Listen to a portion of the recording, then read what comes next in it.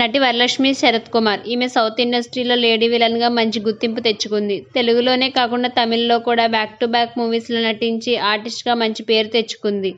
ఈమె రీసెంట్గా హనుమాన్ సినిమాలో నటించి బ్లాక్ బాస్టర్ హిట్ అందుకున్నారు. వరలక్ష్మి గారు ముంబైకి చెందిన ఆర్ట్ గ్యాలరిస్ట్ నికోలై సచ్దేవ్ను వివాహం చేసుకోబోతున్న సంగతి అందరికీ తెలిసిందే. రీసెంట్గా వీళ్ళ మెహందీ, సంగీత్ ఫొటోస్ నెట్లో వైరల్గా కూడా మారాయి. అయితే ఈ జూలై 2న వీరి పెళ్లి థాయిలాండ్లో ఘనంగా జరిగింది.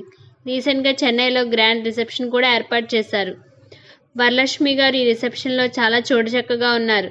ఈ రిసెప్షన్కి Tollywood, Kollywood celebrities and politicians కూడా హాజరయ్యారు.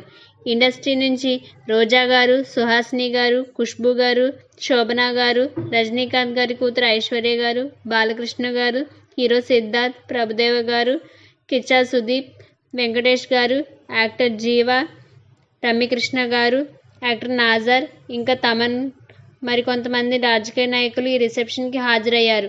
ఈ ఫొటోస్ చూసిన అభిమానులు ఈ బ్యూటిఫుల్ కపుల్కి కంగ్రాచులేషన్స్ తెలియజేస్తున్నారు.